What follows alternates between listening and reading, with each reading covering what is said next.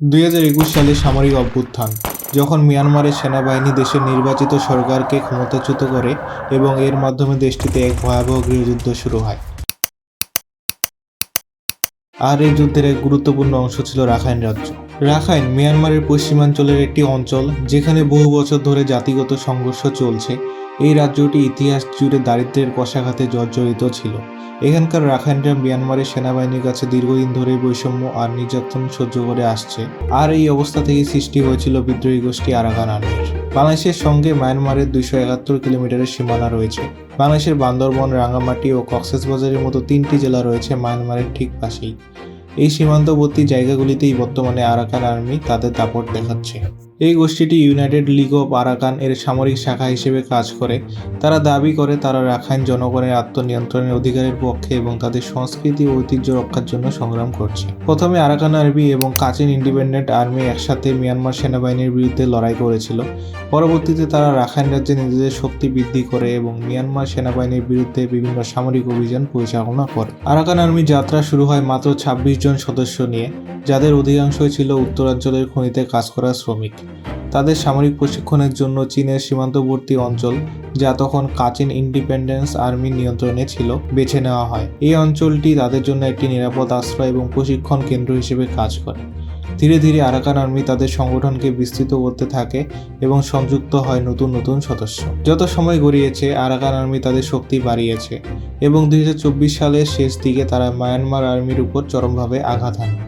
Arakan army তাদের ঘাঁটি থেকে এগিয়ে যায় মিয়ানমারের সীমান্ত এলাকার ঘাঁটির দিকে, যা বাংলাদেশের কাছাকাছি। একে একে তারা বিজিবি 5, বর্ডার গার্ড পুলিশ এর শক্তিশালী প্রতিরোধ ঘাঁটি ঘুরিয়ে দেয়। শুরু হয় এক ভয়াবহ যুদ্ধ। প্রথমে শোনা যায় মাইক থেকে আত্মসমর্পণের আহ্বান, তারপর শুরু হয় গোলাবর্ষণ এবং রকেট হামলা। অল্প সময়ে বিশাল এক ধ্বংসযজ্ঞ ঘটে।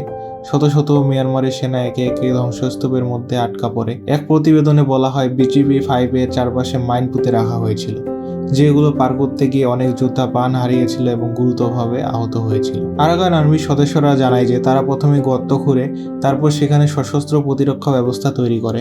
1 বছরের যুদ্ধের পর সেনাবাহিনী শেষ ঘাঁটি বিজিবি 5 এর পতন নিশ্চিত হয়। সেনাবাহিনীর বেশিরভাগ ঘাঁটি এখন আরাকান আর্মির হাতে। এটি ছিল মিয়ানমার সেনাবাহিনীর জন্য একটি শোচনীয় পরাজয়। সারা রাখাইন রাজ্য এখন আরাকান আর্মির দখলে। একটি সীমান্ত এলাকার পুরোপুরি নিয়ন্ত্রণ হারানো মিয়ানমারের সেনাবাহিনীর জন্য অত্যন্ত বড় একটি বিপর্যয়। এই ঘটনা পুরো আন্তর্জাতিক মহলে ব্যাপক আলোচনা সৃষ্টি করেছে। আরাকান আর্মি, যা 2009 সালে গঠিত হয়, এখন মিয়ানমারের সবচেয়ে শক্তিশালী বিদ্রোহী গোষ্ঠী হিসেবে পরিচিত। তাদের নিয়ন্ত্রণের মধ্যে রয়েছে মংডু, যা ঐতিহাসিকভাবে রোহিঙ্গাদের বসবাসস্থল ছিল। 2017 সালে মিয়ানমার সেনাবাহিনী তাদের উৎখাত করেছিল। এখন সেই অঞ্চল আরাকান আর্মির দখলে। বিজিবি 5 এ অবরুদ্ধ সেনারা একসময় আত্মসমর্পণ করতে শুরু করে। তাদের শোচনীয় অবস্থার ছবি প্রকাশিত হয়, যেখানে তারা সাদা কাপড় ঝুলিয়ে বেরিয়ে আসছে। অনেক সেনা খুঁড়িয়ে হাঁটছে, কারো পা মোড়ানো, কেউ আবার হাঁটু গেড়ে বসে। আরাকান আর্মির দাবি, এই অবরোধে 450 জনের বেশি সেনা নিহত হয়েছে। মিয়ানমার সেনাবাহিনীর কমান্ডার ব্রিগেডিয়ার জেনারেল থুরেন টুনকে বন্দী করে আরাকান আর্মি তাদের পতাকার নিচে হাঁটু গেড়ে বসিয়ে ছবি তোলে। এটি সেই ছবি। আরাকান আর্মি 2009 সালে প্রতিষ্ঠিত হলেও তাদের কর্মকাণ্ড এখন অনেক বড় আকার ধারণ করেছে। আরাকান আর্মি রাখাইন রাজ্যে একটি শক্তিশালী প্রশাসন প্রতিষ্ঠা করতে চায়, কিন্তু তাদের সামরিক অভিযানের ফলে বহু রোহিঙ্গা ঘরছাড়া হয়েছে এবং তারা এখনও নিঃস্ব। অনেক রোহিঙ্গা এখন মিয়ানমার সেনাবাহিনীর বিরুদ্ধে অস্ত্র ধরেছে, কারণ তারা জানে সেনাবাহিনী একসময় তাদের উপর অত্যাচার করেছিল। আরাকান আর্মি তাদের নিয়ন্ত্রণে যে রাজ্যটি প্রতিষ্ঠা করেছে তা একদিকে গরিব এবং অপরদিকে যুদ্ধবিধ্বস্ত। এখন প্রশ্ন হচ্ছে, রাখাইন রাজ্য কি সবসময় এমন ছিল? না। মিয়ানমারের ইতিহাসে রাখাইন রাজ্য একসময় একটি শান্তিপূর্ণ অঞ্চল ছিল, যেখানে রাখাইন বৌদ্ধ ও রোহিঙ্গা মুসলিমরা একসাথে বসবাস করত। 1948 সালে মিয়ানমার স্বাধীনতা লাভের পর জাতিগত বিভেদ একটি অনিশ্চিত ভবিষ্যতের দিকে এগিয়ে যায়। বিশেষ করে মিয়ানমারের স্বাধীনতা পরবর্তী দশকগুলোতে বৌদ্ধদের অধিকারের প্রতি অগ্রাধিকার দেওয়া হয় এবং মুসলিম রোহিঙ্গাদের নাগরিক অধিকার হরণ করা হয়। তবে 1980 এবং 1990 এর দশকে রোহিঙ্গাদের বিরুদ্ধে সরকারি দমন-পীড়ন আরও বৃদ্ধি পায়। মিয়ানমার সরকার তাদের অবৈধ অভিবাসী হিসেবে চিহ্নিত করে এবং নাগরিকত্ব থেকে বঞ্চিত করে। রাখাইন রাজ্যে বন্ধ করে দেওয়া হয় রোহিঙ্গাদের জন্য চাকরি, শিক্ষা, স্বাস্থ্যসেবা, ভোটাধিকার এবং অন্যান্য নাগরিক সুবিধা।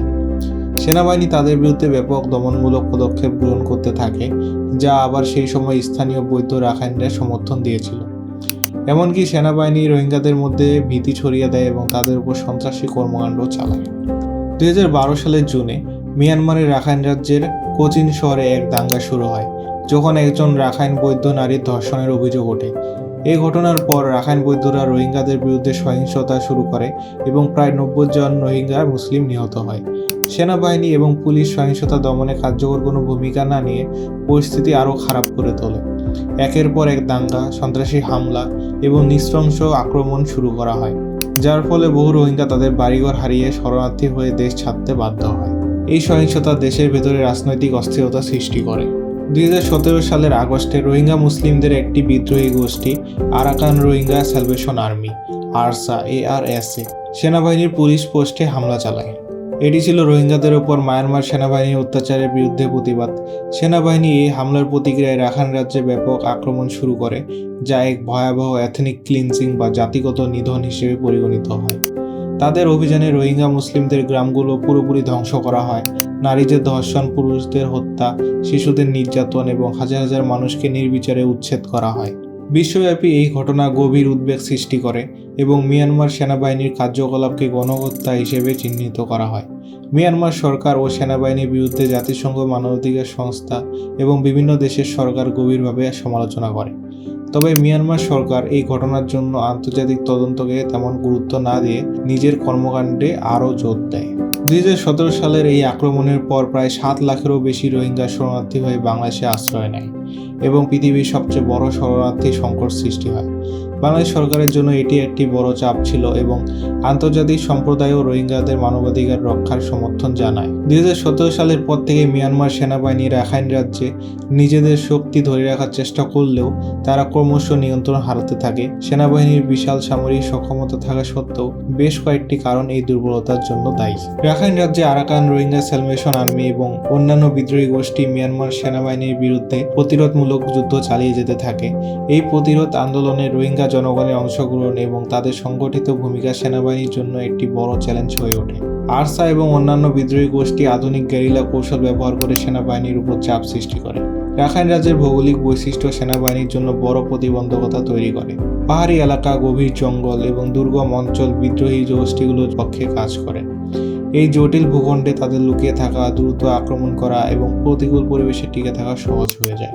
মিয়ানমার সেনাবাহিনীর বিরুদ্ধে আন্তর্জাতিক মহলে ব্যাপক প্রতিবাদ তৈরি হয়। জাতিসংঘ, ইউরোপীয় ইউনিয়ন এবং অন্যান্য মানবাধিকার সংস্থাগুলি সেনাবাহিনীর বিরুদ্ধে মানবাধিকার লঙ্ঘনের অভিযোগ তুলেছিল। এর ফলে পশ্চিমা দেশগুলি, বিশেষত যুক্তরাষ্ট্র, ইউরোপীয় ইউনিয়ন এবং অন্যান্য আন্তর্জাতিক সংস্থা মায়ানমার সেনাবাহিনীর উপর কঠোর অর্থনৈতিক নিষেধাজ্ঞা আরোপ করে, যা তাদের সামরিক এবং অর্থনৈতিক শক্তির উপর প্রভাব ফেলে। সেনাবাহিনীর অর্থনৈতিক সংকট এবং বিদেশি বিনিয়োগের অভাব তাদের সক্ষমতা সীমিত করে দেয়। 2021 সালে মিয়ানমার সেনাবাহিনী আরও একটি অভ্যুত্থান ঘটায় এবং নির্বাচিত সরকারকে উৎখাত করে। এর ফলে দেশের অভ্যন্তরীণ পরিস্থিতি আরও অস্থিতিশীল হয়ে যায়। অভ্যুত্থান এবং জনগণের ব্যাপক প্রতিবাদ মিয়ানমার সেনাবাহিনীর উপর অতিরিক্ত চাপ সৃষ্টি করে এবং তাদের শক্তি কমিয়ে দেয়। মিয়ানমার সেনাবাহিনীর জন্য অর্থনৈতিক সংকট একটি গুরুত্বপূর্ণ চ্যালেঞ্জ। দেশটি অর্থনীতি অবকাঠামোগত দুর্বলতার শিকার, যা তাদের সামরিক কার্যক্রমে প্রভাব ফেলেছে। মায়ানমার সেনাবাহিনী প্রধানত তেল ও গ্যাসের উৎস থেকে আয়ের উপর নির্ভরশীল, তবে অর্থনৈতিক নিষেধাজ্ঞা এবং অর্থনৈতিক চাপ এই আয়ের প্রভাবে বড় বাধা সৃষ্টি করে। রাখাইন রাজ্যে সেনাবাহিনীর কার্যক্রম চালানোর জন্য প্রয়োজনীয় সরঞ্জাম, খাদ্য ও অন্যান্য লজিস্টিক সরবরাহে অর্থনৈতিক সংকট বড় প্রভাব ফেলে। দুর্গম এলাকাগুলোতে সরবরাহ পৌঁছানো ক্রমশ কঠিন হয়ে পড়ে। অবকাঠামোগত দুর্বলতা, দেশের অভ্যন্তরীণ পরিবহন ব্যবস্থা, রাস্তা ও যোগাযোগ নেটওয়ার্কের দুর্বলতা সেনাবাহিনীর কার্যক্রমে আরও বাধা সৃষ্টি করেছে। রোহিঙ্গা জনগণের পরিস্থিতি আরও জটিল আকার ধারণ করেছে। তাদের শরণার্থী জীবন থেকে মুক্তি, মিয়ানমারে পুনর্বাসন এবং নাগরিক অধিকার ফিরে পাওয়ার বিষয়টি একটি বড় চ্যালেঞ্জ হয়ে উঠেছে। রাজনৈতিক, ধর্মীয় এবং জাতিগত সমস্যাগুলোর মধ্যে সাঁতার কাটতে কাটতে মায়ানমার সেনাবাহিনী এখন একেবারে তাদের শক্তি ও কর্তৃত্ব হারাতে শুরু করেছে। তো এই ছিল আমাদের আজকের ভিডিও। যদি ভিডিওটি ভালো লেগে থাকে তবে লাইক, কমেন্ট, শেয়ার এবং সাবস্ক্রাইব করে আমাদের সাথেই থাকবেন।